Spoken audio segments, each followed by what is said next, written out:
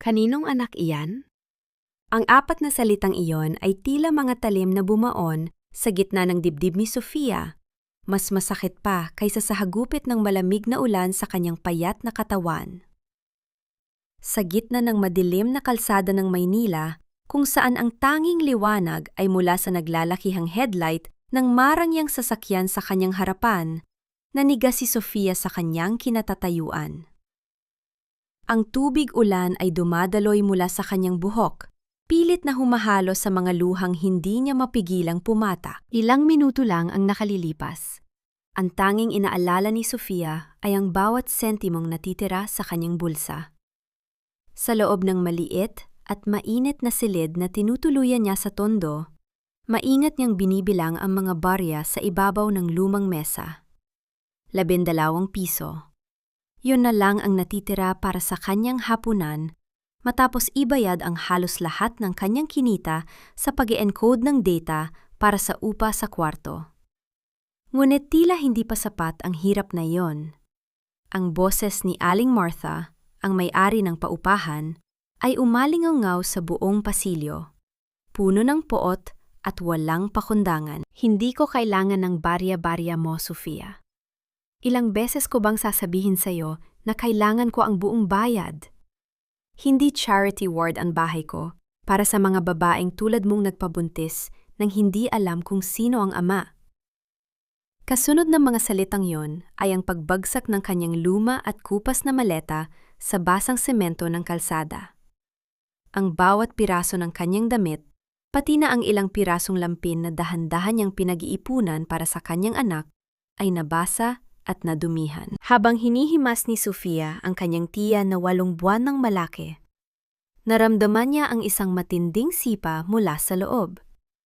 Tila ba nararamdaman din ng maliit na anghel ang pot at kahihiyang dinaranas ng kanyang ina. Sa kabila ng pamamaga ng kanyang mga paa at ang hapdi ng bawat hakbang, pilit na binuhat ni Sofia ang kanyang maleta.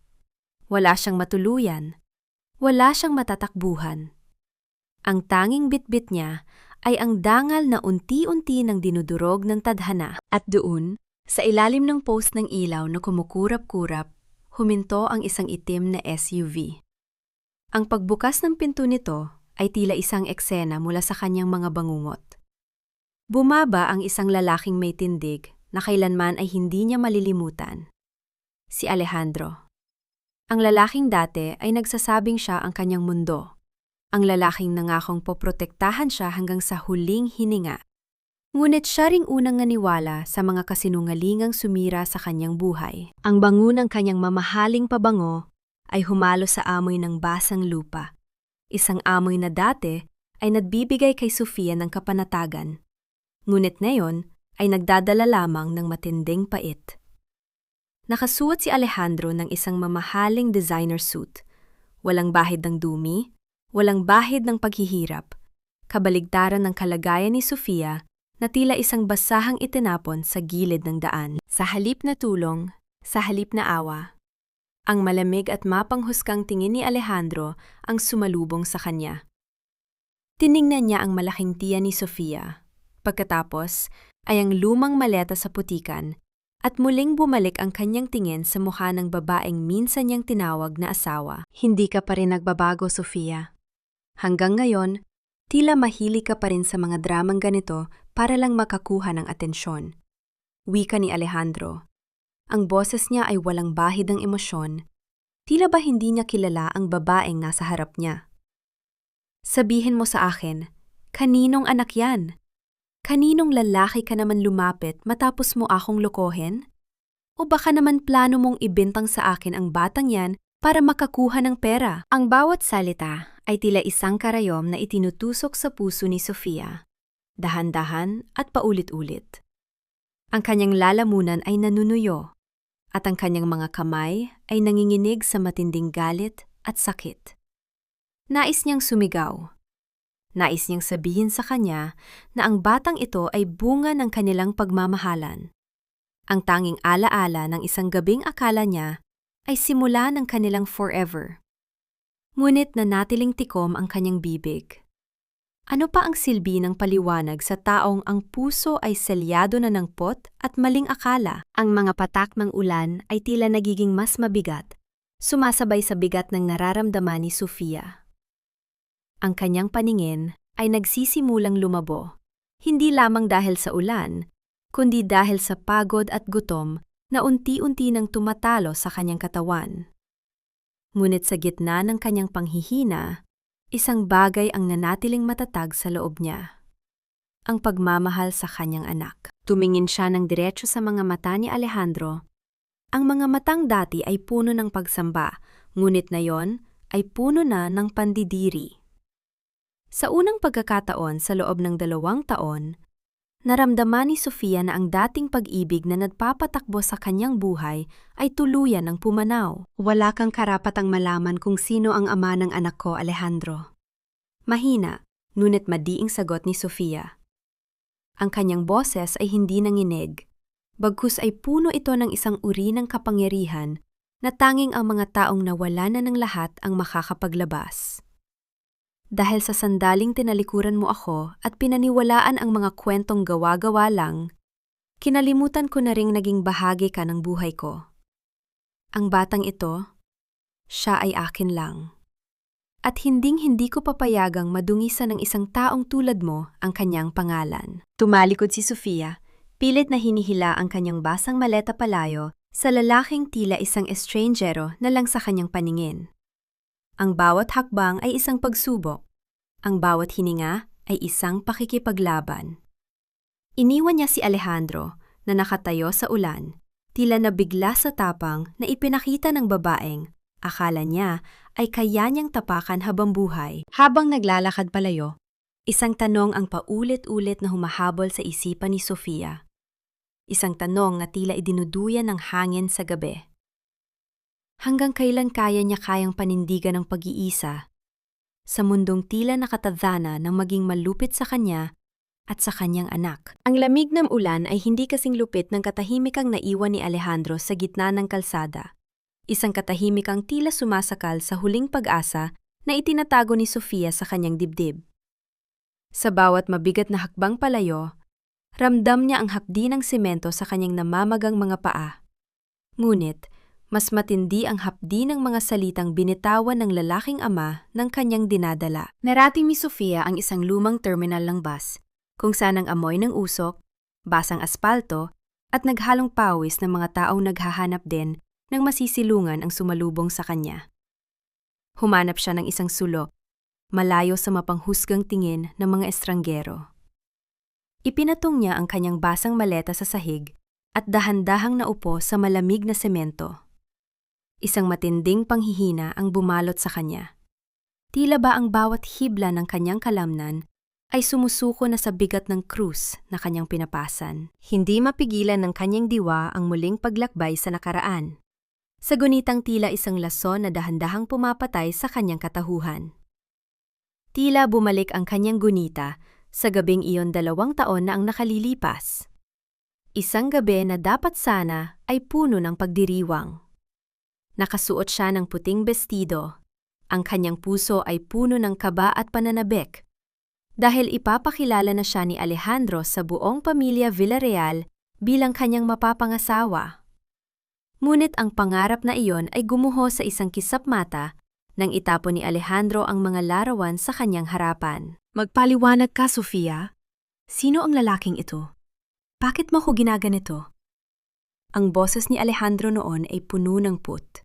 Ang kanyang mga mata ay nag-aapoy sa selos na pinaliyab ng mga maling ebidensya ni Beatriz. Sa mga larawang iyon, makikita si Sofia na pumapasok sa isang hotel kasama ang isang lalaki. Ang kanyang pinsan na humihingi lamang ng tulong. Ngunit sa anggulo ng kamera, tila sila ay magkasintahan. Hindi siya pinakinggan ni Alejandro. Mas pinili nitong maniwala sa mga larawang hawak kaysa sa tibok ng puso ng babaeng nangakong mamahalin siya habang buhay. Nabalik lamang ang diwa ni Sofia sa kasalukuyan nang marinig niya ang malakas na kulog na yumanig sa buong terminal. Napahawak siya ng mahigpit sa kanyang tiyan. Ang gutom at pagod ay nagsisimula ng maningil. Tumingin siya sa paligid. umaasang may makikita siyang kahit katiting na awa. Ngunit ang lahat ay abala sa sarili nilang mga buhay. Samantala, sa loob ng kanyang itim na SUV na nakaparada, hindi kalayuan sa terminal, nakahawak ng mahigpit si Alejandro sa kanyang manibela. Ang kanyang mga mata ay nakatuon sa malabo at madilim na loob ng istasyon. Pilit na hinahanap ang anino ng babaeng kanina lang ay binagsakan niya ng masasakit na salita. Bakit ganon? Bakit sa kabila ng galit na nararamdaman niya, tila may isang bahagi ng kanyang puso na pilit siyang kinukurot? Ang hitsura ni Sofia, ang kanyang pamamaga, ang kanyang pagiging payat, at ang paraan ng pagprotekta niya sa kanyang tiyan ay tila isang palaisipang hindi mabura sa isipan ni Alejandro. Sir, gusto niyo po bang sundan natin siya sa loob? Tanong ng kanyang driver na bakas ang pag-aalala sa boses. Huwag, hayaan mo siya. Pinili niya ang buhay na yan nang lokohin niya ako. Sagot ni Alejandro. Ngunit ang kanyang sariling mga salita ay tila walang bisa sa kanyang pandinig. Pero, tignan mo lang kung saan siya pupunta. Siguraduhin mo lang na hindi siya mamamatay sa gitna ng kalsada. Sa loob ng terminal, unti-unti nang nararamdaman ni Sofia ang pag-ikot ng kanyang paligid. Ang mga boses ng mga tao ay tila nagiging malayo at malabo. Sinubukan niyang tumayo, balak na humanap ng tubig para sa kanyang tuyot na lalamunan. Ngunit ang kanyang mga tuhod ay tila gawa sa papel. Isang matalas na kirot ang gumuhit mula sa kanyang likuran patungo sa kanyang puson. Ang kanyang hininga ay naging mabilis at mababaw. Anak, huwag muna ngayon. Please, huwag muna, bulong ni Sofia. Ang kanyang boses ay tila isang pagsusumamo sa langit. Ngunit ang tadhana ay tila walang balak makinig. Ang bawat patak ng pawi sa kanyang no ay humahalo sa lamig ng gabi. Ang kanyang paningin ay tuluyan ng nagbilim. Sa gitna ng ingay ng terminal, isang marahas na pagbagsak ng katawan sa semento ang naganap. Ang maletang puno ng mga lumang damit at pangarap ay tumalsik sa gilid, habang si Sofia ay nakahandusay, walang malay, at mag-isa sa ilalim ng malamig na liwanag ng terminal. Mula sa malayo, isang pamilyar na boses ang narinig na sumisigaw ng kanyang pangalan. Ngunit ang lahat ng iyon ay tila bahagi na lamang ng isang panaginip na hindi niya malaman kung kailan matatapos. Huwag mo akong hawakan. Ang boses ni Sofia, bagaman mahina at tila galing sa ilalim ng lupa, ay may talim na nagpatigil sa kamay ni Alejandro. Bahagya ng nakadapo ang mga daliri ng lalaki sa malamig na balat ng braso ni Sofia. Naisa nang ayusin ang kumot nito, ngunit agad siyang napaatras. Sa loob ng pribadong silid ng ospital, ang tanging maririnig ay ang mahina at ritmikong tunog ng monitor na nagbabantay sa tibok ng puso ni Sofia. Isang tunog na tila nagpapaalala kay Alejandro kung gaano kadelikado ang sitwasyon. Dahan-dahang imulat ni Sofia ang kanyang mga mata. Ang puting kisame at ang amoy ng gamot ay nagpabigat sa kanyang pakiramdam. Nang lumingon siya at makita ang bulto ni Alejandro na nakatayo sa gilid ng kama, ang kanyang unang reaksyon ay hindi pasasalamat, kundi isang matinding pait na gumuhit sa kanyang muka. Anong ginagawa mo rito? Tanong ni Sofia. Ang bawat salita ay tila isang pagsisikap. Umalis ka na. Hindi ko kailangan ng awa mo. Sofia, nawalan ka ng malay sa terminal. Halos hindi ka na humihinga nang makita ka ng driver ko, paliwanag ni Alejandro. Ang kanyang boses ay may bahid ng pag-aalala na pilit niyang itinatago sa likod ng kanyang pagiging seryoso. Ang sabi ng doktor, dehydration at matinding pagod. Hindi ka ba kumakain ng maayos? Paanong bata? Isang mapait na tawa ang kumawala sa mga labi ni Sofia. Ngayon ay nag-aalala ka sa bata? Pagkatapos mo akong hiyain sa gitna ng ulan? Alejandro, ang kapal din naman ng mukha mo. Hindi nakasagot si Alejandro. Sa unang pagkakataon, ang isang makapangyarihang Villarreal ay tila nawala ng mga salita. Sa sandaling iyon, bumukas ang pinto at pumasok ang isang lalaking naka-white gown. Si Mateo. Ang kanyang muka ay seryoso at ang kanyang mga mata ay agad na dapo kay Sofia bago lumipat kay Alejandro nang may halong pagdududa. Mr. Villarreal, I presume? Vika ni Mateo. Ang kanyang boses ay baritono at puno ng atoridad. Ako si Dr. Mateo Delgado. Ako ang tumitingin kay Sofia at kung maari lang, kailangan ng pasyente ko ng katahimikan. Ang kanyang blood pressure ay hindi pa matatag. Gusto ko lang malaman kung anong kalagayan niya, giit ni Alejandro. Tila hindi sanay na may naguutos sa kanya. Lumapit si Mateo sa tabi ni Sofia at dahan-dahang hinawakan ang pulso nito. Isang kilos na puno ng pag-aalaga na hindi nagustuhan ni Alejandro. Ang kalagayan niya ay resulta ng 2 taon na pagpapahirap sa sarili, Mr. Villarreal. Kulang siya sa nutrisyon, kulang sa pahinga. Para siyang kandilang unti-unting nauupos para lang mabuhay ang batang nasa loob niya. Kung sino man ang dahilan kung bakit siya nagaganito, kailangan niyang pagbayaran yon. Ang bawat salita ni Mateo ay tila isang sampal sa konsensya ni Alejandro. Hindi na siya nagtagal pa at lumabas ng silid. Ngunit bago siya tuluyang umalis, nakita niya kung paano ngumiti si Sofia kay Mateo. Isang ngiti na puno ng tiwala. Isang ngiti na dati ay para sa kanya lang. Sa labas ng ospital, hindi matahimik si Alejandro. Tinawagan niya ang kanyang pinaka-pinagkakatiwalaang tauhan. Gusto kong malaman ang lahat ng ginawa ni Sofia Santillan sa nakalipas na 2 taon. Saan siya tumira, saan siya nagtrabaho, at kung sinong mga lalaki ang nakasama niya. Ngayon din, habang naghihintay ng resulta, pumasok si Alejandro sa kanyang opisina at hinalungkat ang mga lumang gamit ni Sofia na hindi niya naitapon. Doon, sa ilalim ng isang kahon, nakita niya ang isang lumang notebook. Ito ang diary ni Sofia. Binuksan niya ito sa huling pahina bago ang kanilang paghihiwalay. Alejandro, ikaw ang pangarap kong hindi ko akalaing magiging totoo. Kahit anong mangyari, hinding-hindi kita iiwan. Ang mga salitang iyon ay tila mga aninong humahabol sa kanya. Makalipas ang ilang oras, dumating ang impormasyong hinihintay niya. Ang kanyang tauhan ay nagpadala ng mga larawan ng tinitirhan ni Sofia. Isang masikip at butas-butas na kwarto sa tondo. May mga ulat din ng kanyang mga naging trabaho. Dishwasher sa isang karinderya, tagalaba, at ang huli ay encoder sa gabi. Wala sa mga ulat na iyon ang nagsasabing may kasama siyang ibang lalaki. Ang tanging laging kasama niya ay ang kanyang sarili at ang kanyang lumang bag. Nanginig ang kamay ni Alejandro nang hawakan niya ang kopya ng medical record ni Sofia na nakuha ng kanyang tauhan mula sa records department ng ospital.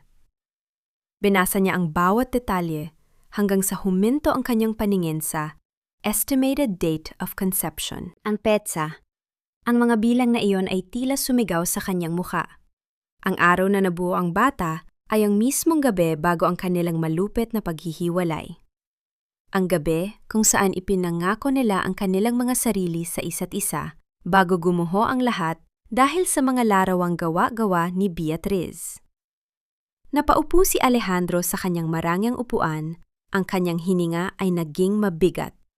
Ang katotohanan ay tila isang malaking bato na bumagsak sa kanyang ulo. Diyos ko, anong nagawa ko? Bulong niya sa sarili, habang ang kanyang paningin ay nagsisimulang lumabo. Ngunit ang mas malaking tanong ay lumitaw. Kung ang batang yon ay kanya, paano niya ngayon tutubusin ang sarili sa babaeng muntik na niyang mapatay sa hirap at sakit? Sa babae ngayon ay wala nang ibang nararamdaman para sa kanya, kundi ang matinding poot, patawad. Ang salitang yan ay para lamang sa mga taong marunong rumespeto, Alejandro.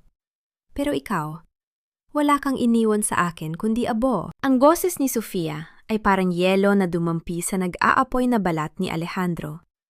Nakatayo ang lalaki sa pintuan ng silid, bit-bit ang isang bungkos ng mga bulaklak na tila biglang nawala ng kulay sa harap ng malamig na pagtanggap ng babae. Hindi makagalaw si Alejandro. Ang bawat tibok ng kanyang puso ay tila isang sumbat, isang paalala na ang babaeng nasa harap niya ay ang parehong babaeng hinayaan niyang mabulok sa hirap habang siya ay nagpapakasasa sa karangyaan. Bago pumunta sa ospital, dinalaw ni Alejandro ang masikip na eskinita sa tondo kung saan itinapon ni Aling Martha ang mga gamit ni Sofia. Doon, sa gitna ng mga basurang iniwan sa gilid ng kalsada, nakita niya ang isang maliit na sapatos ng sanggol. Isang asul na sapatos na gansilyo, marumi na at basa ng ulan, na nagpaguho sa kanyang mundo. Hinawakan niya ang maliit na sapatos at doon niya naramdaman ang bigat ng katotohanan. Habang ang iniisip niya ay ang kanyang pride, ang iniisip ni Sofia ay kung paano bubuhayin ang kanilang anak sa gitna ng kawalan. Hindi ko alam, Sofia. Hindi ko alam na ganoon ang pinagdaanan mo. Nauutal na wika ni Alejandro. Ang kanyang mga kamay na sanay humawak ng bilyong halaga ng kontrata ay nanginginig na yon habang inilalapag ang mga bulaklak sa gilid ng mesa. Hindi mo alam dahil hindi mo sinubukang alamin, sagot ni Sofia, habang ang kanyang tingin ay nakatutok sa bintana. Pinapanood ang mga ibon na malayang lumilipad. Mas madaling maniwala sa masama kaysa magtiwala sa taong nangako sa iyo ng katapatan. Mas pinili mong makinig sa bulong ng iba kaysa sa sigaw ng puso ko noong gabing itaboy mo ako. Sa gitna ng kanilang paghaharap, isang marahas na pagbukas ng pinto ang nagpabaling sa kanilang atensyon. Pumasok si Beatriz. Ang kanyang muka ay puno ng kolorete, ngunit ang kanyang mga mata ay naglalabas ng pot. Nakasuot siya ng isang mamahaling silk dress. Tila ba sadyang ipinapakita ang kaibahan niya sa maruming kalagayan ni Sofia. Alejandro, what are you doing here? Kanina pa kita hinahanap sa office. Wika ni Beatriz. Ang kanyang boses ay matinis at puno ng kaplastikan. Lumingon siya kay Sofia at isang mapang-aping ngiti ang gumuhit sa kanyang mga labi. Oh, gising na pala ang biktima. Sofia, huwag mo namang gamitin ang kalagayan mo para akitin ulit ang fiancé ko. Tapos na kayo, di ba? Hindi nakasagot si Sofia. Sa halip ay mas lalo niyang yakap ang kanyang tiyan. Tila ba pinoprotektahan ang kanyang anak mula sa lason na dala ni Beatriz. Ngunit si Alejandro ay hindi na ang dating lalaki na madaling mauto. Ang kanyang paningin ay nakatitig ng matalim kay Beatriz. Tila ba binabasa ang bawat kasinungalingan sa mukha nito. Fiancé? Malamig na tanong ni Alejandro. Beatriz, kailan ko ba sinabing pakakasalan kita? Nawala ang ngiti sa mga labi ni Beatriz. Alejandro, your mother and my father already discussed. I don't care what they discussed, pagputol ni Alejandro. Gusto kong malaman ang totoo. Bakit nasa iyo ang mga larawan ni Sofia noong gabing yon? Paanong nakuha mo ang mga yon sa loob lang ng ilang oras? I told you, may nakakita sa kanya. Pagdadahilan ni Beatriz, ang kanyang boses ay nagsisimulang manginig. Lumapit si Alejandro kay Beatriz. Ang kanyang tindig ay puno ng banta. Nahanap ko na ang photographer, Beatriz. Ang lalaking binayaran mo para kumuha ng mga maling anggulo. At alam mo ba kung anong sabi niya? Sabi niya, may isang babaeng nagngangalang Beatriz Monteverde ang nag-utos sa kanya na sirain ang reputasyon ng isang inosenteng babae. Ang katahimikan sa loob ng silid ay tila isang mabigat na kumot na bumalot sa kanilang lahat. Ang mukha ni Beatriz ay naging maputla. Tila ba ang lahat ng kanyang maskara ay biglang natanggal. Sa isang sulok, nakita ni Sofia ang lahat. Ang pagguho ng kaharian ng kasinungalingan na sumira sa kanyang buhay. Ngunit wala siyang naramdamang saya. Ang tanging naramdaman niya ay ang pagod. Isang pagod na nanggagaling sa kailaliman ng kanyang kaluluwa. Umalis na kayong dalawa, mahinang sabi ni Sofia. Ngunit ang kanyang utos ay tila isang batas na hindi pwedeng baliin. Ayaw kong makakita ng mga taong nagpalitan ng katotohanan para sa sarili nilang interes. Alejandro, napatunayan mo mang inosente ako. Hindi niyan mabubura ang 2 taon na pag-iisa ko sa dilim. Lalabas na sana si Alejandro. Hila-hila ang isang nanginghinig na Beatriz nang biglang pumasok si Dr. Mateo. Ang kanyang mukha ay mas seryoso kaysa sa dati. May hawak siyang isang envelope na may selyo ng lab. "Wait, Mr. Villarreal, you need to see this," wika ni Mateo, habang ang kanyang tingin ay puno ng babala. Hindi lang basta pagod ang nararamdaman ni Sofia. May nakita kaming kakaiba sa huling ultrasound, at kailangan nating kumilos ng mabilis kung gusto nating iligtas ang bata. Napatayo si Sofia sa kama. Ang kanyang puso ay tila tumigil sa pagtibok. "Mateo, anong ibig mong sabihin? Maayos ang anak ko. Maayos siya." Tumingin si Mateo kay Alejandro. Pagkatapos ay kay Sofia. Ang stress at ang matagal na gutom ay nagkaroon ng komplikasyon sa inunan. "Sofia, we might need to perform an emergency procedure. At kailangan namin ng pirma ng pamilya." Lumingon si Sofia kay Alejandro. Ang kanyang mga mata ay puno ng takot at pagsusumamo. Ang unang pagkakataon na humingi siya ng tulong sa lalaking kinamumuhian niya. Ngunit bago pa makapagsalita si Alejandro, ang tunog ng monitor sa tabi ni Sofia ay biglang nagbago. Naglalabas ng isang mahaba at nakatutulig na ingay na tila isang hudyat ng paparating na trahedya. Sa kabutihang palad, ang mabilis na pagtunog ng monitor kanina ay isa lamang babala ng tumataas na stress ni Sofia at hindi tuluyang paghinto ng puso ng bata. Matapos siyang saksahan ng pampakalma ni Dr. Mateo, dahan-dahang bumalik sa normal ang kanyang vital signs. Ngunit ang banta sa kalusugan ng sanggol ay nananatiling parang isang madilim na ulap na nakalawit sa itaas ng kanilang mga ulo. Sinabihan ni Mateo si Alejandro na kailangan ni Sofia ng ganap na katahimikan at bawal ang anumang emosyonal na stress. Ngunit ang katahimikang iyon ay muling nilapastangan ng sumunod na araw. Bumukas ang pinto ng silid ni Sofia nang walang katok. Ang marangya at nakatutulig na hakbang ng mga takong ay bumasag sa kapayapaan ng silid. Pumasok ang isang matandang babae na may tindig, na tila isang reyna na naglalakad sa kanyang sariling hasyenda. Si Doña Rosalinda Villarreal. Suot niya ang isang mamahaling terno.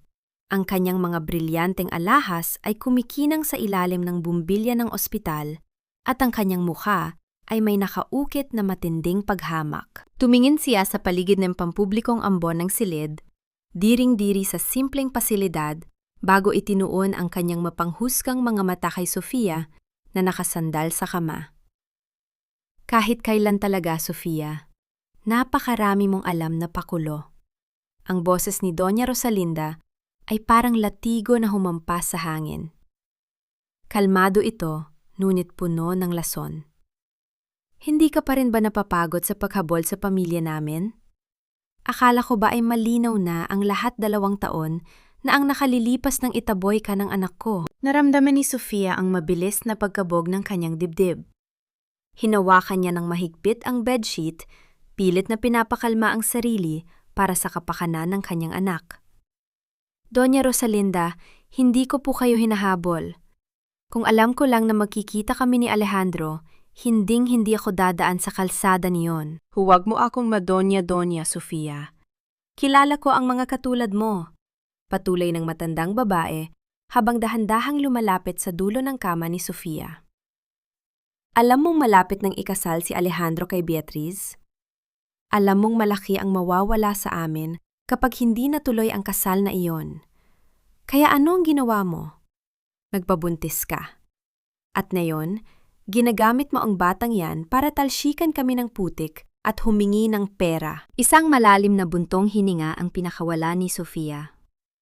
Ang mga luhang dati ay madaling pumatak sa kanyang mga mata ay tila natuyo na ng 2 taon ng paghihirap. Tumingin siya ng diretsyo sa mga mata ng makapangyarihang matanda. "Ang pera niyo ay hindi kayang bilhin ang lahat, Doña Rosalinda." Buong tapang na sagot ni Sofia. Ang kanyang boses ay mahina dahil sa panghihina ng katawan. Ngunit ang bawat salita ay may bigat na isang ina na handang lumaban. Ang batang ito ay hindi isang kasangkapan para sa pera. Siya ay buhay. Siya ay pag-ibig. Isang bagay na mukhang hindi nyo kailanman maintindihan dahil ang tanging nakikita nyo sa mundo ay ang halaga ng inyong ari-arian. Napatigil si Doña Rosalinda. Hindi siya sanay na sinasagot ng mga taong itinuturing niyang mas mababa sa kanya. Ang kanyang mukha ay namula sa galit at ang kanyang mga kamay ay napahigpit sa hawak niyang mamahaling bag. Ang lakas ng loob mong magsalita tungkol sa pag-ibig at danggal. Bulyo ni Doña Rosalinda. Ang kanyang boses ay tumaas na ng ilang oktaba. Isang babaeng galing sa squatters area, nagtatrabaho bilang hamak na encoder, at may kapal ng mukhang pumasok sa buhay ng isang Villarreal. Sabihin mo sa akin, magkano ba ang kailangan mo? Magkano ba ang halaga ng batang yan para tuluyan ka ng maglaho sa buhay ng anak ko? Ang anak ko ay walang presyo, matatag na sagot ni Sofia. At kung iniisip nyo na gagamitin ko siya para mapalapit kay Alejandro, nagkakamali kayo. Ayaw ko sa pamilya nyo. Ayaw ko sa karanyaan nyo na galing sa panunapak ng ibang tao. Ang tanging hiling ko lang ay palakihin ang anak ko ng may dignidad.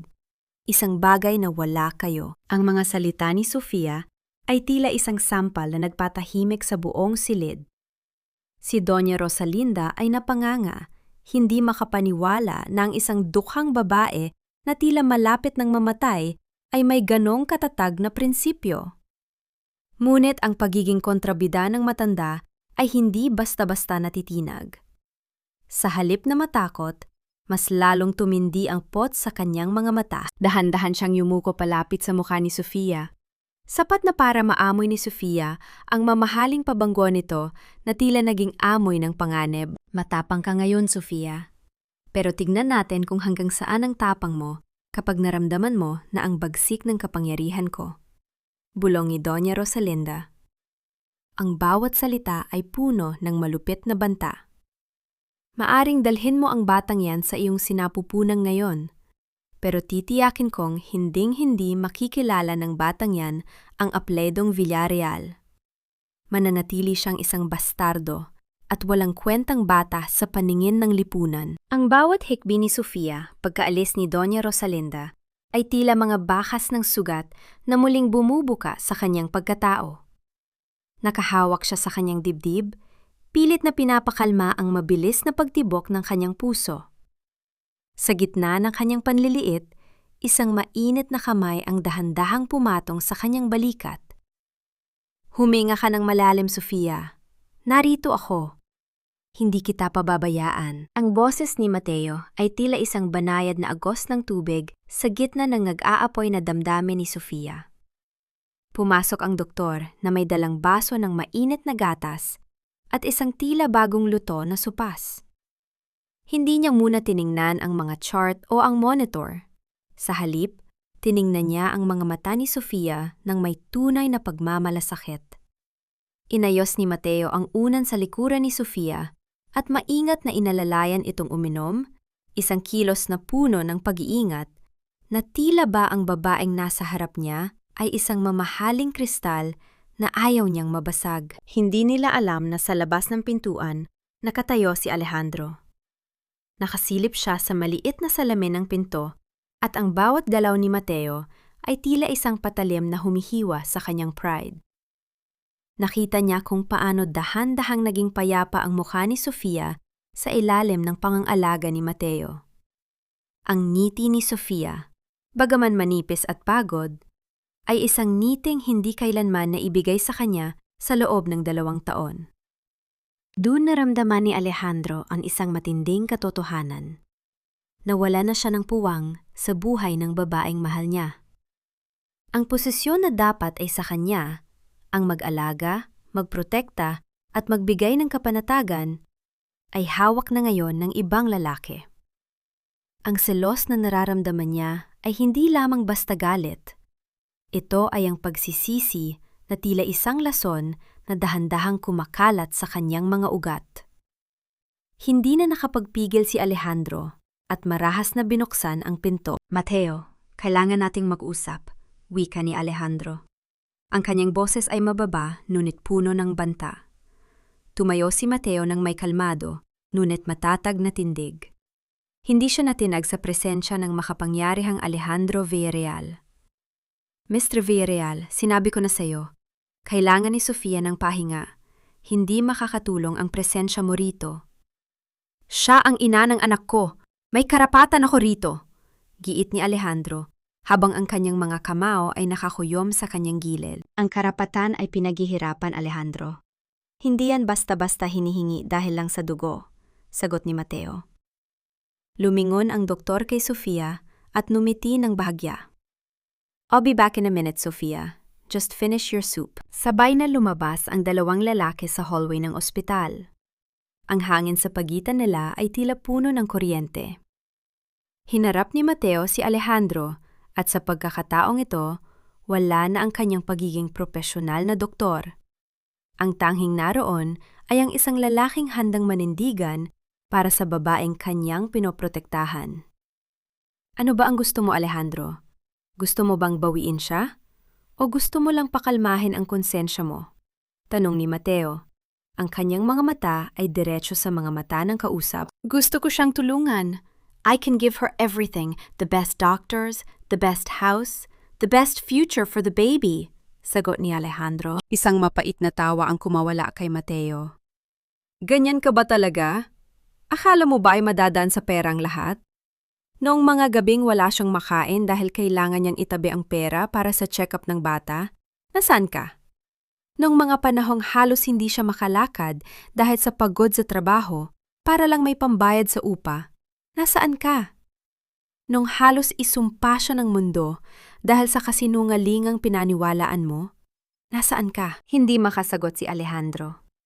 Ang bawat tanong ni Mateo ay tila isang malakas na suntok sa kanyang sikmura. Ang kanyang katahimikan ay sapat na sagot para kay Mateo.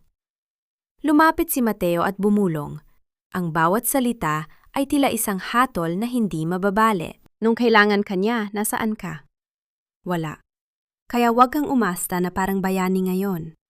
Dahil ngayong okay na siya, ngayong meron ng taong handang tumayo para sa kanya, wag mo na siyang guluhin.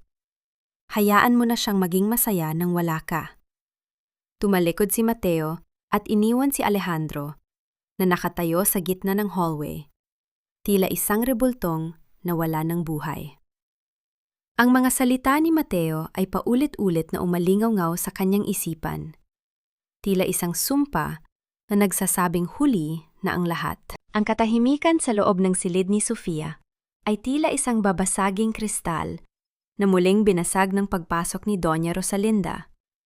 Hindi ito ang unang pagkakataon na hinarap niya ang matanda. Ngunit na yon, ang hangin ay mas mabigat. Tila may dalang lason na unti-unting pumapatay sa bawat hininga ni Sofia. Nakatayo ang matandang Villarreal sa paanan ng kama. Ang kanyang mukha ay walang bakas ng awa, kundi ang isang malamig na determinasyon na tapusin ang isang problema. Mula sa kanyang mamahaling bag, kinuha niya ang isang pirasong papel, isang tseke na may pirma ng pamilya Villarreal, ngunit ang halagang nakasulat doon ay hindi sapat para bayaran ang dangal na binalak niyang yurakan. Huwag na tayong magpaligoy-ligoy pa, Sofia. Simula ni Doña Rosalinda. Ang kanyang boses ay parang kalansing ng ginto na walang kaluluwa. Alam nating pareho na ang batang yan ang huling baraha mo para makapasok sa pamilya namin. Pero titiyakin ko sa'yo, hinding-hindi mangyayari yon. Narito ang 5 milyong piso. Sapat na yan para makapagsimula ka ng bagong buhay sa probinsya, malayo sa amin. Tumingin si Sofia sa tseke, pagkatapos ay sa mga mata ng matanda. Naramdaman niya ang isang matinding pait sa kanyang lalamunan. Ang bawat sentimo sa papel na iyon ay tila mga patak ng dugo mula sa kanyang mga sugat. 5 milyon para sa aking anak? Mahinang tanong ni Sofia. Ang kanyang boses ay puno ng hindi makapaniwalang sakit. Higit pa yan sa kikitain mo sa buong buhay mo bilang isang hamak na encoder. Patuloy ni Doña Rosalinda, tila hindi nararamdaman ang panginginig ng mga kamay ni Sofia. Ang kailangan mo lang gawin ay pirmahan ang kasunduang ito. Pagkapanganak mo, ibibigay mo ang bata sa amin. Kami ang magpapalaki sa kanya bilang isang tunay na Villarreal. At ikaw ay maglalaho na parang bula. Isipin mo ang kapakanan ng bata, Sofia. Ano ang maibibigay mo sa kanya? Gutom? Hirap? Isang buhay na punong-puno ng kahihiyan? Ang mga salita ng matanda ay tila mga latigo na humahampas sa kailaliman ng pagkatao ni Sofia. Isang mabilis na pag-ikot ng alaala ang dumaan sa kanyang isipan. Ang mga gabing wala siyang makain, ang mga panahong tila wala siyang matuluyan. At ang lahat ng iyon ay dahil sa pamilyang ito. Ngunit sa gitna ng kanyang panghihina, isang apoy ang biglang nag-alab sa loob niya. Ang pag-ibig niya sa kanyang anak ay mas matatag kaysa sa anumang takot. Dahan-dahang inabot ni Sofia ang tseke. Nakita niya ang isang panandaliang ngiti ng tagumpay sa labi ni Doña Rosalinda. Ngunit ang ngiting iyon ay agad na naglaho. Sa harap ng matanda, dahan-dahang pinunit ni Sofia ang tseke. Ang tunog ng pagkapunit ng papel ay tila isang malakas na deklarasyon ng digmaan sa katahimikan ng silid. Hindi lang ito basta papel. Ito ang pagtanggi ni Sofia sa lahat ng pananakit na idinulot ng mga Villarreal sa kanya. Pinunit niya ito ng paulit-ulit hanggang sa maging maliliit na piraso at dahan-dahang isinaboy ang mga ito sa paanan ni Doña Rosalinda. Ang anak ko ay hindi isang airy-airy na pwedeng bilhin at ibenta, Doña Rosalinda. Wika ni Sofia. Ang kanyang boses ay hindi na nanginginig. Bagkus ay puno ito ng isang uri ng dignidad na hindi kayang bilhin ng kahit anong yaman. Maaring wala akong pera, maaring wala akong kapangyarihan, pero meron akong isang bagay na kailanman ay hindi niyo magkakaroon. Isang pusong marunong magmahal ng tunay. Isaksak niyo sa baga niyo ang pera niyo. Hindi ko kailangan ang tulong ng isang pamilya. Ang tanging alam ay manira ng buhay. Namutla sa galit si Doña Rosalinda. Itinaas niya ang kanyang kamay, tila balak sampalin ang babaeng nangahas na hiyain siya. Wala kang utang na loob. Sinusubukan ko lang iligtas ang apelyido namin mula sa isang tulad mo. Yun ba talaga ang iniisip mo, Mommy? O sinusubukan mo lang takpan ang sarili mong kalupitan? Ang boses ni Alejandro ay tila isang kidlat na tumama sa gitna ng silid. Nakatayo ang lalaki sa pintuan. Ang kanyang muka ay puno ng matinding pait at pagkasuklam. Kanina pa siya naroon. Narinig niya ang bawat salitang binitawan ng kanyang ina. Ang bawat insulto, ang bawat lason na pilit na ipinapainom nito kay Sofia. Dahan-dahang pumasok si Alejandro sa loob. Ang kanyang tingin ay nakatitig sa mga piraso ng tseke sa sahig. Doon niya nakita ang tunay na mukha ng kanyang pamilya. Doon niya nakita ang tunay na dahilan kung bakit 2 taon na ang nakalilipas, ang isang inosenteng Sofia ay naitapon sa kawalan.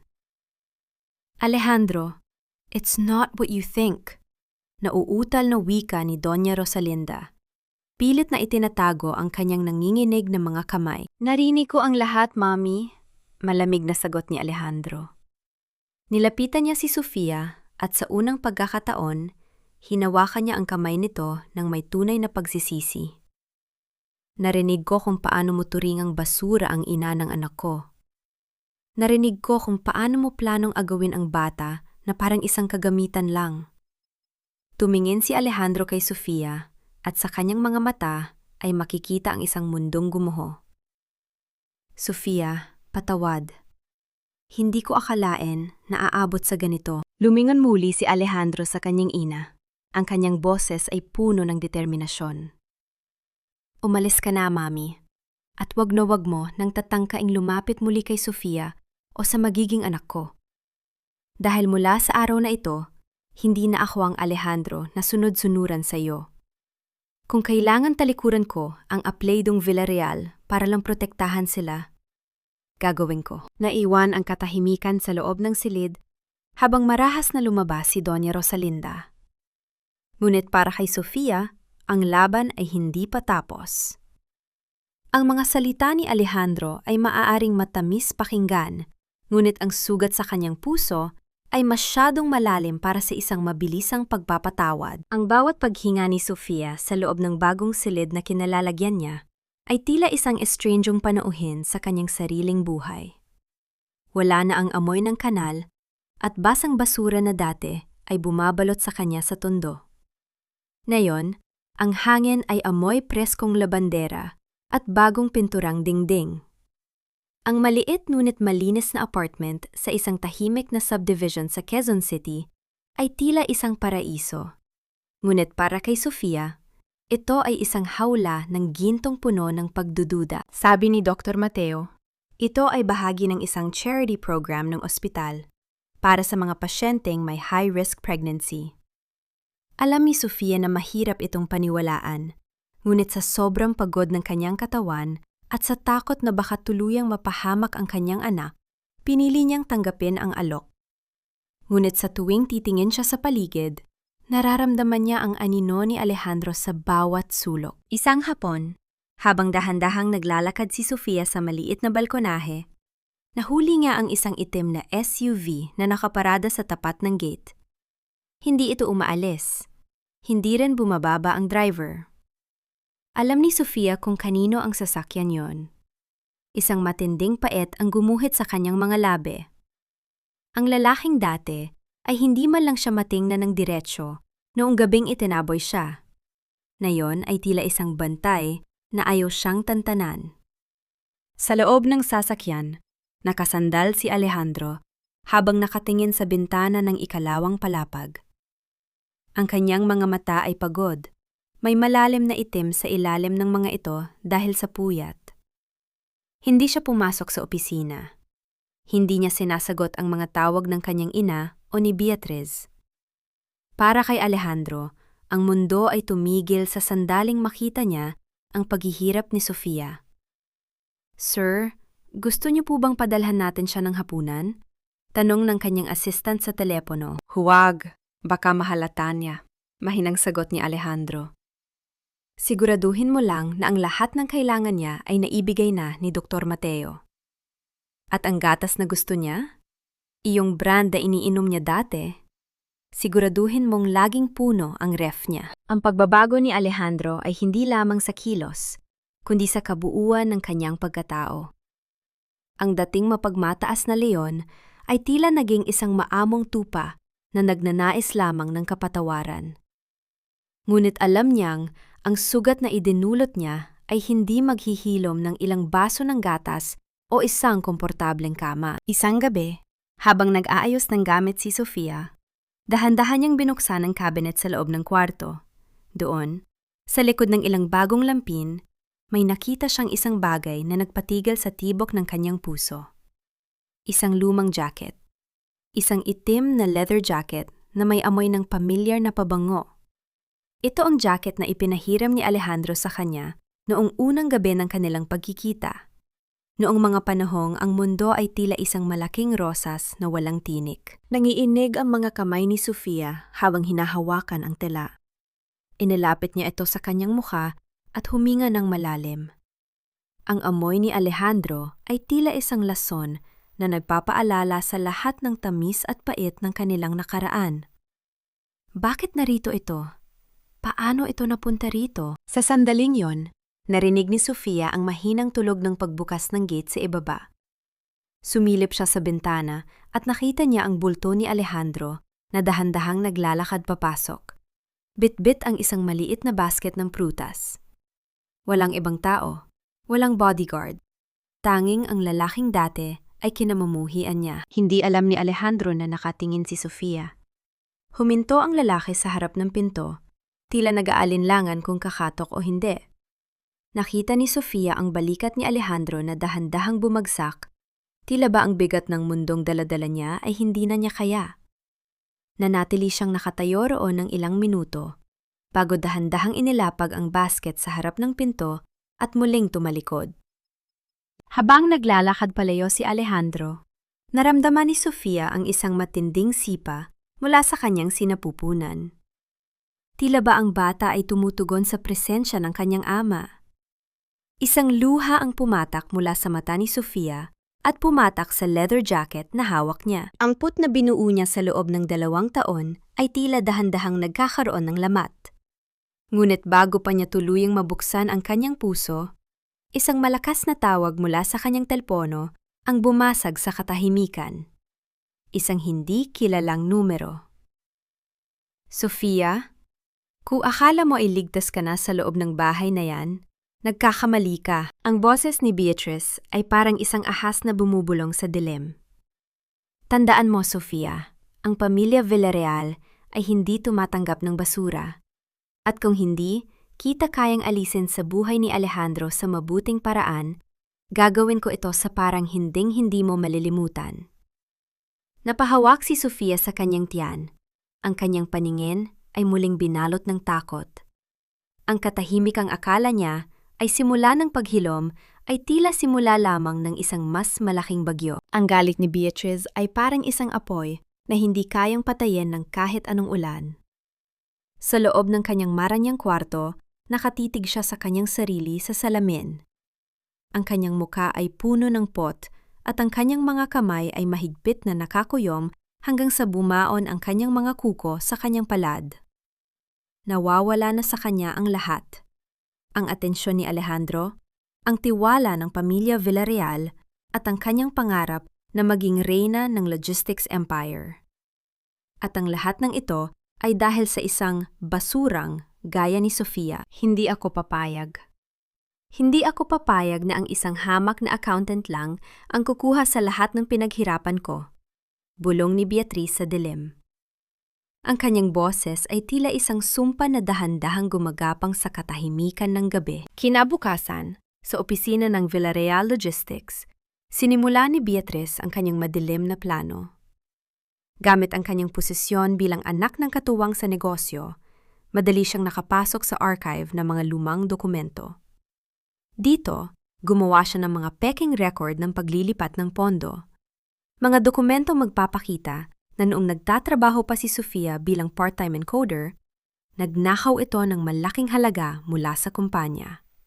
Maingat ang inilagay ang mga digital na bakas sa lumang computer account ni Sofia. Samantala, sa kanyang bagong tahanan, nakaupo si Sofia sa tabi ng bintana habang dahan-dahang tinitiklop ang mga bagong bili na damit ng sanggol. Ang bawat maliliit na pranela ay tila nagbibigay sa kanya ng lakas. Ngunit sa likod ng kapayapaang ito, nararamdaman ni Sofia ang isang kakaibang bigat sa kanyang ulo. Ang kanyang mga paningin ay paminsan-minsang nagdidilim, at ang kanyang mga kamay ay tila mas lalong namamaga. Ang kanyang katawan ay nagbibigay na ng babala.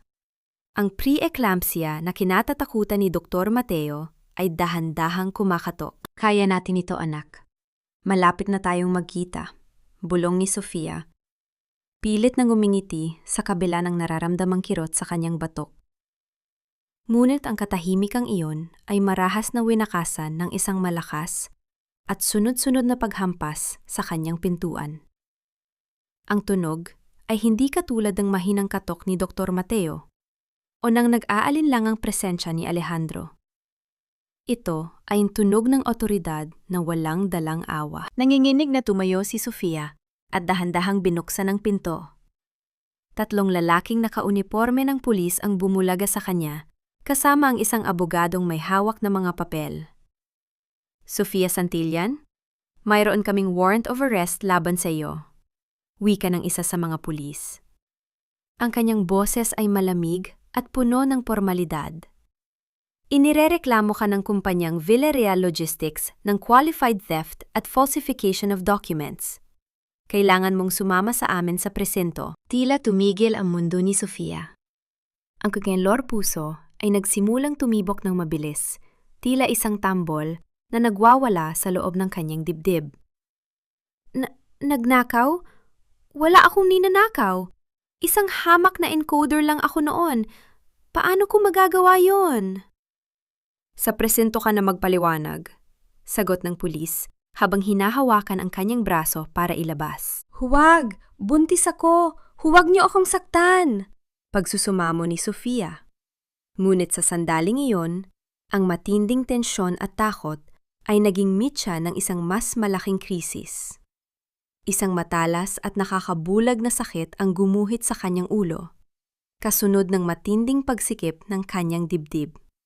Ang kanyang mga binti ay tila naging malambot na parang jelo. Sa gitna ng kaguluhan, Habang pilit siyang inilalabas ng mga pulis, nakita ni Sofia ang isang itim na SUV na kakarating pa lang sa tapat ng gate. Bumaba si Alejandro. Ang kanyang muka ay puno ng gulat at galit. Ngunit bago pa man makalapit ang lalaki, ang paningin ni Sofia ay tuluyan ng binalot ng kadiliman. Ang huling narinig niya ay ang malakas na pagsigaw ni Alejandro sa kanyang pangalan bago siya tuluyang bumagsak sa semento, habang ang kanyang katawan ay nagsisimulang manginig sa gitna ng isang matinding seizure. Bitawan niyo siya! Kung hindi, tinitiyak kong magiging impyerno ang buhay ninyong lahat. Ang boses ni Alejandro ay parang dagundong ng kulog na nagpatahimik sa buong paligid. Ang mga pulis na kanina ay marahas na humahawak sa braso ni Sofia ay biglang napaatras nang makita ang apoy sa mga mata ng makapangyarihang Villarreal. Hindi na nag-aksaya ng panahon si Alejandro. Mabilis siyang lumapit at sinalo ang nanghihinang katawan ni Sofia bago pa ito tuluyang humalik sa matigas na semento. Ang katawan ni Sofia ay naniinig pa rin. Ang kanyang mga mata ay nakatitig sa kawalan at ang kanyang mga labi ay bahagyang bumubula. Isang nakakatakot na palatandaan ng eclampsia. Sa sandaling iyon, ang tanging mahalaga kay Alejandro ay ang buhay ng babaeng nasa kanyang mga bisig. Wala siyang pakialam sa dumi sa kanyang mamahaling suit o sa mga taong nakatingin. "Tumawag kayo ng ambulansya! Na yun din!" Sigaw ni Alejandro sa mga pulis na tila naging mga estatwa sa gulat. Lumingon siya sa abogadong dala ni Beatriz na ngayon ay namumutla na rin sa takot. "At ikaw, sabihin mo sa nag-utos sa'yo, sisiguraduhin kong sa kulungan ang bagsak niya bago lumubog ang araw." Sa loob ng ospital, ang hangin ay puno ng tensyon. Habang mabilis na isinusugod si Sofia sa emergency room, hinarangan ng mga pulis ang daan ni Alejandro. Iginiit nila na ang pasyente ay nasa ilalim ng kanilang kustodya dahil sa kasong pagnanakaw. Ngunit hindi nila alam kung sino ang kanilang kinalaban. "I am Alejandro Villarreal and I am her legal representative and protector." Wika ni Alejandro. Ang bawat salita ay tila isang batas na hindi pwedeng baliin. Ang warrant na hawak ninyo ay based sa mga pekeng dokumento. Kung itutuloy ninyo ang pag-aresto sa isang babaeng nag-aagaw buhay dahil sa isang maling paratang, haharapin ninyo ang buong puwersa ng aking mga abogado. Gusto niyo bang mawala ng trabaho bago magumaga? Sa harap ng matinding presensya ni Alejandro, napilitang umatras ang mga pulis. Habang naghihintay sa labas ng operasyon, ginamit ni Alejandro ang kanyang impluwensya. Sa loob lamang ng isang oras, nakuha ng kanyang mga IT expert ang orihinal na digital log ng kumpanya. Napatunayan na ang mga transaksyong ibinibintang kay Sofia ay ginawa gamit ang isang remote access na nagmula sa sariling laptop ni Beatriz. Mga bakas na akala ni Beatriz ay nabura na niya. Pumasok si Alejandro sa presinto kung saan naroon ang abogadong katuwang ni Beatriz. Inilapag niya ang isang makapal na folder sa mesa nang walang anumang ingay, ngunit ang bigat ng mga dokumento ay sapat na para manginig ang kausap. "Qualified theft? Falsification?" Mahinang tanong ni Alejandro. Ang kanyang boses ay puno ng nakakatakot na katahimikan. "Lahat ng ito ay babalik sa kliyente mo. At idadagdag ko ang perjury, obstruction of justice, at attempted murder dahil sa ginawa ninyo sa isang buntis. Gusto mo bang sumama sa kanya sa likod ng rehas?" Ang gabi ay lumalim at sa loob ng ospital, dahan-dahang nagkamalay si Sofia. Ang unang bumulaga sa kanya ay ang mukha ni Alejandro.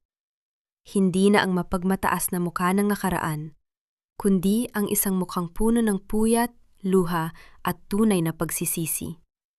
Nakaupo ang lalaki sa gilid ng kanyang kama, mahigpit na hawak ang kanyang kamay na tila ba natatakot na kapag binatawan niya ito ay maglalaho si Sofia. "Wala na ang mga pulis, Sofia. Ligtas ka na," bulong ni Alejandro. Ang kanyang boses ay nanginginig. "Napatunayan ko na ang lahat. Alam ko na ang ginawa ni Beatriz. Patawarin mo ako dahil hinayaan kong umabot sa ganito." Hindi nakasagot si Sofia, Ngunit ang mga luhang pumatak sa kanyang mga pisingi ay sapat na para iparamdam ang kanyang pasasalamat. Sa labas ng silid, nagkakagulo ang mga reporter at ilang tauhan ng pamilya Villarreal. Ngunit walang takot na lumabas si Alejandro. Hinarap niya ang lahat. Ang kanyang tinig ay umalingaw sa buong hallway ng ospital. Isang deklarasyon na yayanig sa buong alta sosyedad ng Maynila. Makinig kayong lahat, wika ni Alejandro, habang ang kanyang mga mata ay nakatuon sa bawat kamera. Si Sofia Santillan ay hindi nagnakaw ng kahit ano.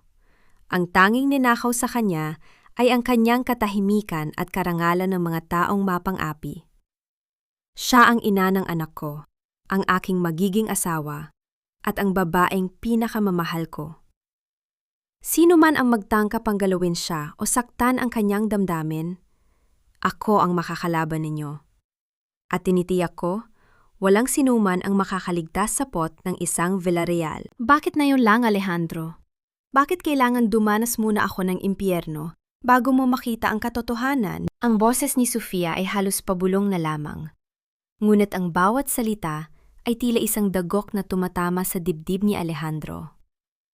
Sa loob ng maliit na apartment, ang tanging liwanag ay nagmumula sa isang pirasong kandila na nakalagay sa ibabaw ng mesa. Nawala ng kuryente dahil sa malakas na bagyong humahagupit sa labas. Ang tunog ng ulan na walang tigil sa paghampas sa bubong ay tila nagpapadama ng lalong matinding kalungkutan sa gabing iyon. Nakatayo si Alejandro sa tapat ni Sofia. Ang kanyang anino ay gumagalaw sa dingding dahil sa kislap ng apoy. Dahan-dahan siyang lumapit at lumuhod sa paanan ni Sofia. Isang kilos ng pagpapakumbaba na kailanman ay hindi inakalang magagawa ng isang makapangyarihang lalaking katulad niya. Hindi siya tumitingin sa mga mata ni Sofia. Nakatitig lamang siya sa mga kamay ng babae na nakapatong sa kanyang malaking tiyan. Hindi ko alam kung paano sisimulang humingi ng tawad, Sofia. Simula ni Alejandro. Ang kanyang boses ay basag at puno ng pagsisisi. Naging bulag ako. Pinaniwalaan ko ang pride ko kaysa sa pag-ibig mo. Nung gabing itaboy kita, akala ko ay pinoprotektahan ko ang dangal ko. Pero ang totoo, pinapatay ko na pala ang sarili kong kaligayahan. Dahan-dahang inangat ni Alejandro ang kanyang paningin.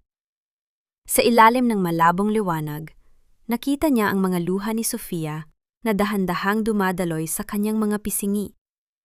Ang mga luhang iyon ay hindi nagawa ng galit, kundi ng pagod.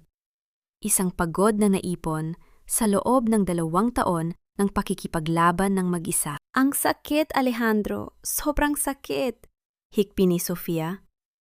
Yung mga gabing wala akong makain, yung mga gabing tinitignan ko yung mga larawan natin habang nanginginig ako sa lamig sa tondo. Tinatanong ko ang langit, bakit mo ako kinalimutan? Bakit hinayaan mong maging ganito ang buhay ko? Hindi na nakapagpigil si Alejandro.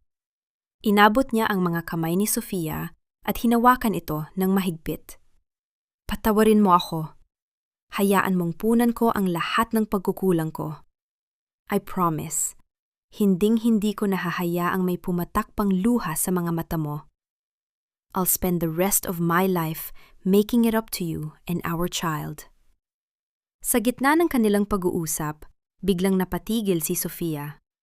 Napahawak siya ng mahigpit sa braso ni Alejandro. Isang kakaibang pakiramdam ang gumuhit sa kanyang tiyan. Alejandro, sandali, mahinang sabi ni Sofia. Bakit? Masakit ba? May kailangan ka ba? Mataranta na tanong ni Alejandro. Ang kanyang muka ay puno ng takot. Hindi, lumapit ka. Hila ni Sofia sa kamay ni Alejandro at dahan-dahang ipinatong ito sa bandang itaas ng kanyang tiyan. Sa unang pagkakataon, naramdaman ni Alejandro ang isang malakas at masiglang sipa mula sa loob. Mula itong sumipa, tila ba kinikilala ng bata ang haplos ng kanyang ama? Ang sipa na yon ay tila isang tulay na biglang nagdugtong sa 2 pusong matagal nang nagkawalay. Napahagulgol si Alejandro. Ibinaba niya ang kanyang ulo sa kandungan ni Sofia, habang ang kanyang mga kamay ay nananatiling nakadapo sa tiyan nito. Naramdaman niya ang init ng buhay na kanyang binaluwala. ang buhay na muntik na niyang nawala dahil sa maling akala. Nararamdaman ko siya, Sofia. Buhay siya. Narito siya. Bulong ni Alejandro sa pagitan ng kanyang mga luha. I'm sorry, baby. Daddy's here now. Hinding-hindi na kayo iiwan ni Daddy. Sa gabing iyon, sa gitna ng dilim at tunog ng nagwawalang ulan, muling nagtagpo ang dalawang kaluluwa. Ang init ng katawan ni Alejandro na nakasandal sa kanya ay nagbigay kay Sofia ng isang pakiramdam na matagal na niyang kinalimutan. Ang pakiramdam ng pagiging ligtas.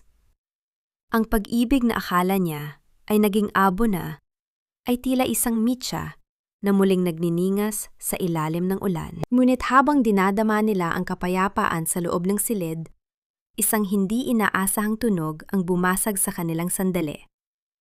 Ang tunog ng isang malakas na busina sa labas ng apartment, kasunod ng matinding paghampas ng pinto ng isang sasakyan. Isang anino ang lumitaw sa bintana at ang liwanag ng headlight ay tumama ng diretso sa kanila. Isang matalas na sakit ang biglang naramdaman ni Sofia sa kanyang puson, mas matindi kaysa sa mga nakaraang kirot. Napasigaw siya ng mahina at napahawak sa kanyang tiyan. Alejandro, ang bata, parang ayaw na niyang maghintay. Ang takot ay muling bumalik sa mga mata ni Alejandro habang nakikita niyang namumutla si Sofia. Ang gabi ng pag-ibig ay biglang naging isang gabi ng desperasyon. Akala mo ba'y natapos na ang lahat, Sofia? Hanggat ako ang katuwang ni Alejandro, mananatili kang basura sa paningin ng mundo. Ang matinis na boses ni Beatrice ay bumasag sa katahimikan ng gabi, kasabay ng kanyang marahas na pagpasok sa silid. Hindi siya magapi ng bagyo. Ang kanyang galit ay mas matindi pa sa hampas ng hangin sa labas. Nakasuot siya ng isang mamahaling itim na coat, ngunit ang kanyang muka ay tila isang maskarang nanginginig sa pot habang nakatingin kay Sofia na namimilipit sa sakit sa bisig ni Alejandro. Umalis ka na, Beatrice. Wala ka nang babalikan dito. Malamig na wika ni Alejandro habang mas lalo niyang hinigpitan ang yakap kay Sofia. Ang kanyang boses ay may dalang pang-anib. Isang uri ng banta na tila isang hayop na nagbabantay sa kanyang pamilya. Hindi ako aalis. Hindi ako papayag na ang lahat ng pinaghirapan ko ay mapupunta lang sa babaeng ito. Sigaw ni Beatrice. Ang kanyang mga mata ay nanlilisik habang itinuturo si Sofia. Alejandro, isipin mo ang kumpanya.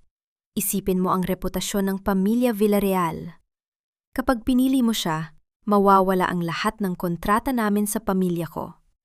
Gugustuhin mo bang maging mahirap para lang sa isang babaeng nanggaling sa putikan? Isang mapait na ngiti ang gumuhit sa mga labi ni Alejandro. Dahan-dahan niyang inalalayan si Sofia na makasandal sa sofa bago siya tumayo at hinarap si Beatrice. Mula sa kanyang bulsa, kinuha ni Alejandro ang kanyang telepono at may pinindot na button. Ang reputasyon? Tanong ni Alejandro. Yan ba ang pinoprotektahan mo, Beatrice? O ang sarili mong mga kasalanan? Isang video ang biglang mag-play sa screen ng malaking telebisyon sa sala, na konektado sa cloud storage ng kumpanya. Doon, kitang-kita ang mukha ni Beatrice sa loob ng archive room. Malinaw ang bawat galaw niya habang binabago ang mga records ni Sofia, habang tumatawa pa siya habang kausap ang isang lalaki sa telepono. Tiyaking sa kulungan ang bagsak ni Sofia. Gusto kong mabulok siya roon kasama ang batang yan. Ang boses ni Beatrice sa video ay umalingaw-ngaw sa buong silid. Malinaw, talamak, at puno ng kasamaan. Nawala ang kulay sa mukha ni Beatrice. Ang kanyang katapangan ay tila isang kandilang biglang hinipan ng malakas na hangin. Alejandro, that's not... Manipulated yan. Hindi ako yan. Huli ka na, Beatrice. Wika ni Alejandro. Ang bawat salita ay parang hatol ng kamatayan. Ang lahat ng ebidensyang ito ay nasa kamay na ng mga otoridad. Sa labas ng building na ito, naghihintay na ang mga pulis. Hindi para kay Sofia, kundi para sa iyo. Sa sandaling iyon, ang maskara ni Beatrice ay tuluyan ng gumuho. Ang kanyang pagiging sopistikada ay napalitan ng isang histeryang katakot-takot. Nagsimula siyang sumigaw, nagwawala, at nagtatangkang saktan si Alejandro. Ngunit ang tanging nakuha niya ay ang malamig na pagbaliwala ng lalaki. "Guards, ilabas niyo siya," utos ni Alejandro.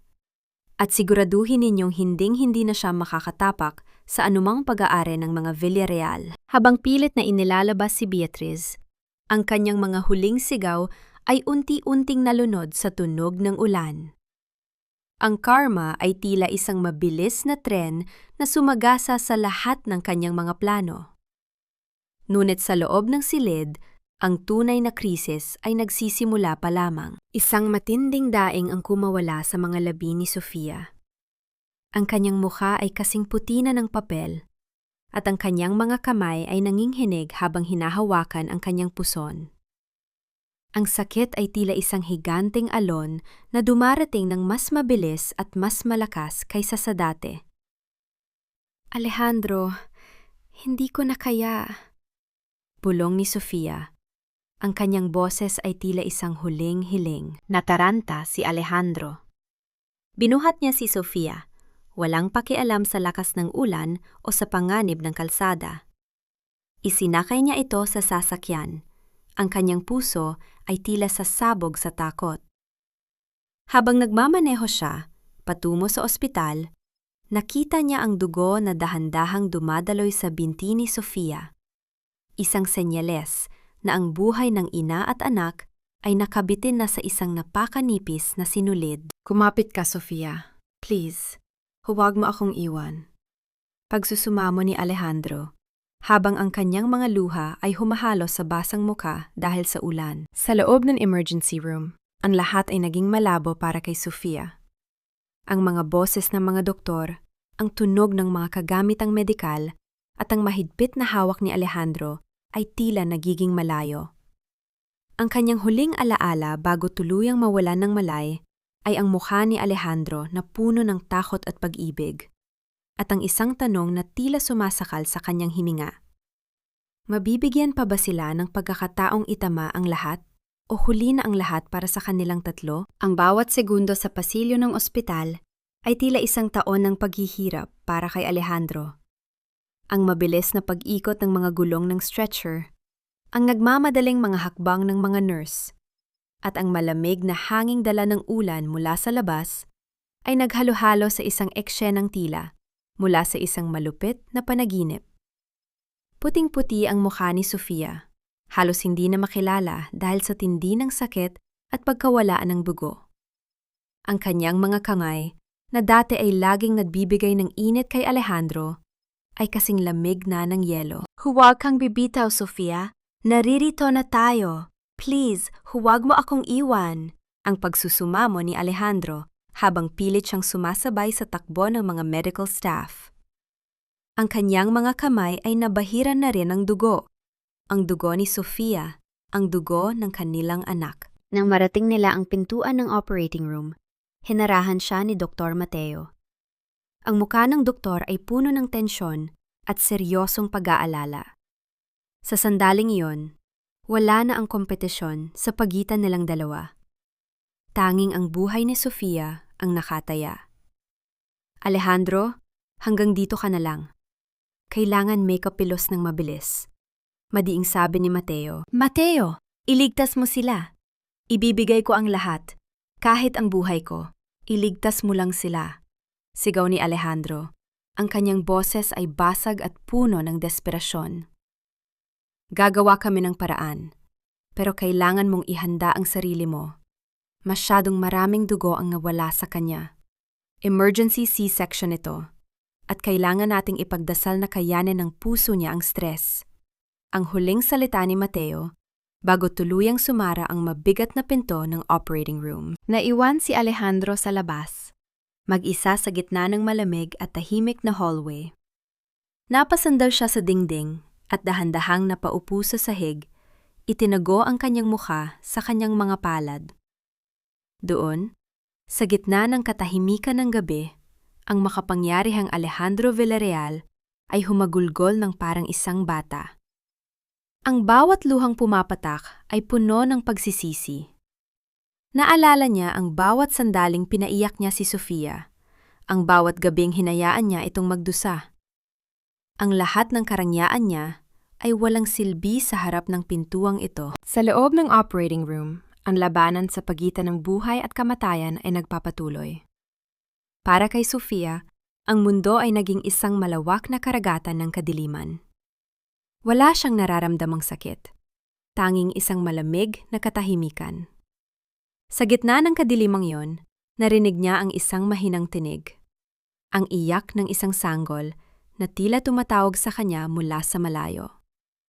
Anak, bulong ng kanyang diwa. Biglang nagbago ang sitwasyon. Ang mga monitor sa loob ng silid ay nagsimulang magpakita ng hindi magandang senyales. Ang tibok ng puso ni Sofia ay dahan-dahang bumabagal. Ang mahaba at tuwid na guhit sa monitor ay nagbadya ng isang nakakatulig na katahimikan. Isang hudyat na ang kanyang puso ay sumusuko na sa laban.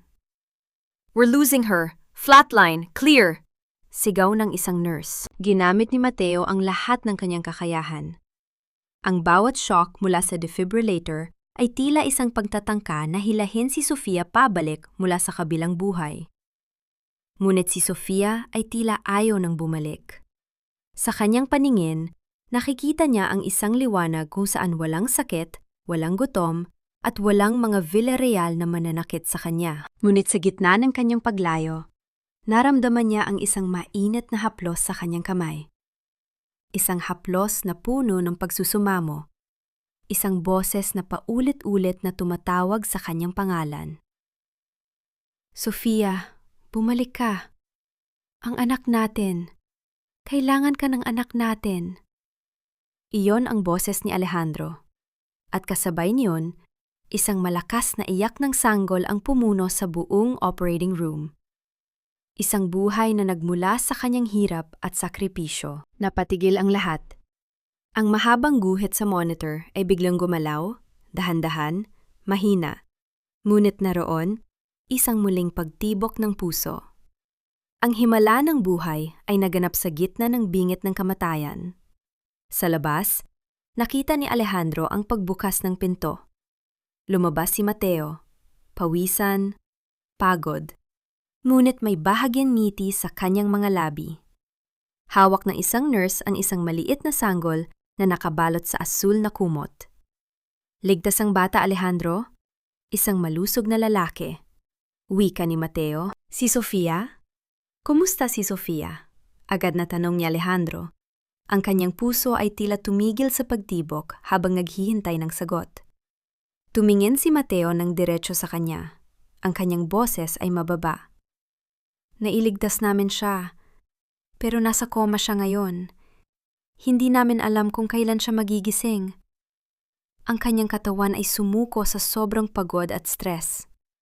Ngayon, nasa kamay na ng Diyos at sa kagustuhan niyang mabuhay ang lahat." Napatitig si Alejandro sa kanyang anak. Pagkatapos ay sa pintuan kung saan naroon si Sofia.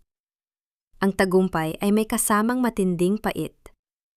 Nakuha niya ang kanyang anak, ngunit ang babaeng mahal niya ay tila nakalutang pa rin sa pagitan ng dalawang mundo. Isang linggo na ang lumipas, pero ang tanging sagot ni Sofia sa mundo ay ang kanyang malamig na katahimikan. Ang bawat araw sa loob ng ICU ay tila isang walang katapusang pag-uulit ng sakit at pag-asa para kay Alejandro. Wala na ang kislap ng kanyang mga mamahaling relo. Ang tanging suot niya ngayon ay ang hospital ID at ang mga bakas ng tuyong luha sa kanyang mga pisingi. Ang dating makapangyarihang boses na nagpapatakbo ng isang imperyo ay naging isang mahinang bulong na lamang. Tila isang pagsusumamo sa hangin na sana ay dinggin ng langit. Sa tabi ng kama ni Sofia, nakaupo si Alejandro habang maingat na karga ang kanilang anak. Ang maliit na sanggol na pinangalanan niyang Gabriel ay mahimbing na natutulog. Ang maliit na kamao ay nakakuyom habang nakadapo sa dibdib ng kanyang ama, na nagpapabago sa bawat hibla ng pagkatao ni Alejandro. Ang makita ang inosenteng mukha ng kanyang anak sa gitna ng mga makina at tubo na nagpapanatili sa buhay ni Sofia. Dahan-dahang kinuha ni Alejandro ang maliit na kamay ni Gabriel at ipinatong ito sa maputlang palad ni Sofia. Sofia, gising na. Tignan mo ang anak natin. Kanina pa siya naghahanap sa'yo. Kailangan ka namin, mahal ko. Hindi ko kayang palakihin siya ng mag-isa. Patawarin mo ako sa lahat ng gabi na hinayaan kitang lumaban ng walang kasama. Sa labas ng salamin ng ICU, nakatayo si Doña Rosalinda. Ang kanyang dati ay matikas na tindig ay tila gumuho na. Nakasuot siya ng simpleng itim na damit at sa kanyang mga mata ay makikita ang isang matinding karma na hindi niya akalaing mararanasan niya. Nakikita niya ang kanyang anak na si Alejandro, ang lalaking pinalaki niya sa karangyaan, na ngayon ay nagmumukhang isang aliping nagsusumamo para sa buhay ng isang babaeng dati ay itinuturing niyang basura. Dahan-dahang pumasok si Doña Rosalinda sa silid, bitbit ang isang maliit na sapatos ng sanggol, ang asul na gansilyo na sapatos na nakita ni Alejandro sa putika noon. Nilaban niya ito at inayos, isang tahimik na paraan ng paghingi ng tawad. Alejandro, hayaan mo akong tumulong sa pag-aalaga sa bata. Mahinang wika ni Doña Rosalinda. Ang kanyang boses ay nanginginig. Tumingin si Alejandro sa kanyang ina. Ang kanyang mga mata ay puno ng pait, ngunit may bahid na rin ng pagod. Ngayon mo lang ba nakita ang halaga nila, Mommy? Na yung malapit na silang mawala sa atin? Ang batang ito, hindi niya kailangan ng pera mo. Kailangan niya ng kanyang ina. Isang bagay na muntik mo nang ipagkait sa kanya. Yumuko si Doña Rosalinda at sa unang pagkakataon, hinayaan niyang pumatak ang kanyang mga luha sa harap ng kanyang anak. Ang pot ay napalitan ng isang malalim na pagsisisi na tila isang mabigat na tanikala sa kanyang leeg. Habang lumalalim ang gabi, naiwan si Alejandro na mag-isa kasama si Sofia. Nagsimulang humuni si Alejandro ng isang pamilyar na himig. Ang kanta na palaging inaawit ni Sofia nung sila ay masaya pa. Ang bawat nota ay puno ng pait at tamis. Isang paalala ng mga panahong ang mundo ay tila walang katapusan. Sana naririnig mo ako, Sofia. Mahal na mahal kita. Bulong ni Alejandro sa tenga ni Sofia, habang ang kanyang mga labi ay dumadampi sa noo ng babae. Sa sandaling iyon, ang ritmo ng monitor na nagpapakita ng bawat tibok ng puso ni Sofia ay biglang nagbago. Hindi ito ang mabilis na tunog ng panganib, kundi isang masiglang tibok na tila sumasabay sa himig ni Alejandro. Isang milagro ang dahan-dahang naganap sa ilalim ng malabong ilaw ng ICU. Ang mga daliri ni Sofia na nakapatong sa kamay ni Gabriel ay dahan-dahang gumalaw. Isang maliit na kislap ng buhay, isang pagtugon sa pagmamahal ng kanyang mag-ama. Pagkatapos, isang solong luha ang dahan-dahang dumaloy mula sa nakapikit na mga mata ni Sofia at pumatak sa pisngi ng kanyang anak. Napahinto si Alejandro. Ang kanyang hininga ay tila tumigil. Sofia? Sofia, mahal ko? Ang mga pilik mata ni Sofia ay dahan-dahang kumurap. Pilit na lumalaban sa bigat ng mahabang pagtulog. At nang dahan-dahan niyang imulat ang kanyang mga mata, ang unang nakita niya ay ang mukha ni Alejandro na basang-basa ng luha at ang init ng balat ng kanilang anak na nakadapo sa kanya. Ah, Alejandro, ang paos na bulong ni Sofia. Tila isang tinig na nagmula sa kabilang mundo. Nayakap ni Alejandro ang mag-ina ng may matinding pag-iingat, habang ang kanyang puso ay tila sasabog sa ligaya. Ngunit sa gitna ng kanilang muling pagkikita, isang misteryosong nurse ang pumasok sa silid at nag-iwan ng isang maliit na sobre sa ibabaw ng mesa, bago mabilis na lumabas. Nang buksan ni Alejandro ang sobre, isang lumang larawan ang nahulog, isang larawan ni Sofia at ng isang lalaki na hindi niya kilala. Ngunit may nakasulat sa likod nito na magpapabago muli sa lahat ng kanilang nalalaman. Hindi sapat ang salitang mahal kita para mabura ang 2 taon ng pag-iisa at pait. Ang boses ni Sofia, bagaman mahina at tila hininga na lamang ng hangin, ay may bigat na nagpatahimik sa buong silid. Nakaupo siya sa gilid ng kama. Ang kanyang katawan ay payat pa rin at balot ng benda. Ngunit ang kanyang mga mata ay may kislap na ng malay at matatag na paninindigan. Sa kanyang kandungan, mahimbing na natutulog si Gabriel, ang maliit na anghel na naging mitsan ng kanyang muling pagsilang. Nakatayo si Alejandro sa kanyang harapan. Hawak ang lumang larawan na iniwan ng misteryosong nurse. Ito ay larawan ni Sofia at ni Marco, ang kanyang pinsan na naging dahilan ng maling selos ni Alejandro. Sa likod ng larawan, may nakasulat na maikling mensahe mula sa isang dating tauhan ni Beatriz na hindi na kinaya ng konsensya ang itinatagong lihim. Si Marco ay pinsan niya. Lahat ng nakita mo ay palabas lang ni Beatriz. Sofia, alam ko na ang lahat. Alam kong wala kang kasalanan, bulong ni Alejandro. Ang kanyang boses ay puno ng pait. Ang bawat araw na lumipas na wala ka sa tabi ko, ang bawat sandaling hinayaan kitang magdusa, yun ang pinakamalaking pagkakamali ng buhay ko. Dahan-dahang inabot ni Alejandro ang kamay ni Sofia. Ngunit sa pagkakataong ito, hindi ito hinablot ni Sofia. Bagkus ay hinayaan niya itong dapo sa kanyang balat. Ngunit walang init na sumalubong sa lalaki. Ang pakiramdam ay tila isang pader na yari sa yelo. Napatunayan mo mga inosente ako, Alejandro. Hindi niyan mababago ang katotohanang hindi ka nantiwala sa akin. Wika ni Sofia, habang ang kanyang tingin ay nakatutok sa payapang mukha ni Gabriel. Ang pag-ibig na walang tiwala ay parang bahay na yari sa buhangin. Isang ihip lang ng hangin. Guguho ito. At gumuho na tayo, Alejandro. 2 taon na ang nakalilipas. Lumapit si Doña Rosalinda sa pintuan. Nakatitig sa kanyang anak at sa babaeng dati ay itinuturing niyang kaaway. Sa pagkakataong ito, hindi siya pumasok ng mayabang. Dahan-dahan siyang lumapit at lumuhod sa gilid ng kama ni Sofia. Isang eksenang hinding-hindi inakalang mangyayari sa buong kasaysayan ng mga Villarreal. Sofia, anak, patawarin mo ako, hipbi ni Doña Rosalinda. Ang kanyang mga kamay ay nanginginig habang hinahawakan ang dulo ng kumot ni Sofia. Naging bulag ako sa yaman at danggal. Inisip ko lang ang pangalan namin, pero nakalimutan kong ang tunay na kayamanan ay ang pamilya. Hayaan mong bumawi ako sa inyo ni Gabriel. Ang Hacienda Villarreal ay bukas para sa inyo. Doon kayo tumira, doon natin palalakihin ang bata. Isang malungkot na ngiti ang gumuhit sa mga labi ni Sofia. Ito ang golden moment na nagpakita ng kanyang tunay na pagbabago.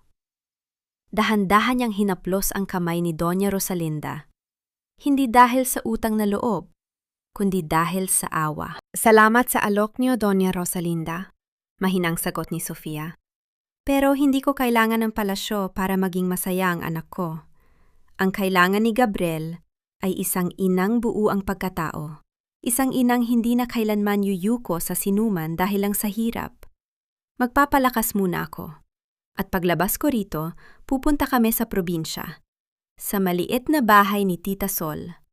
Doon ko gustong simulan ang buhay namin. Nataranta si Alejandro. Sofia, hindi.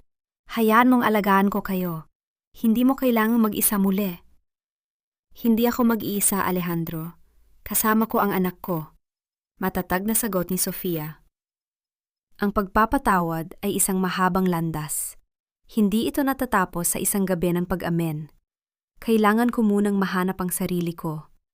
Ang Sofia na nawala noong gabing itinaboy mo ako. Ang bawat salita ni Sofia ay tila isang dahan-dahang pagputol sa mga tanikalang naguugnay sa kanila. Ang katahimikan sa loob ng silid ay napuno ng tunog ng mabigat na paghinga at ang mahinang pag-ungol ng sanggol. Habang naghahanda si Sofia para sa kanyang paglipat, isang hindi inaasang bisita ang dumating sa pintuan. Si Dr. Mateo, bit-bit ang mga discharge papers. Ngunit ang kanyang mukha ay may kakaibang seryosong tingin. Sofia, handa na ang lahat para sa pag-alis mo. wika ni Mateo. Lumingon siya kay Alejandro nang may halong hamon. Pero bago ka umalis, may isang tao sa labas na gustong makita ka. Isang taong matagal mo nang hinahanap. Kumunot ang noo ni Alejandro. Ang kaba sa kanyang dibdib ay muling bumalik. Isang matangkad na lalaki ang pumasok sa silid. Isang lalaking may pamilyar na mga mata. Ang mga mata ni Sofia. Papa?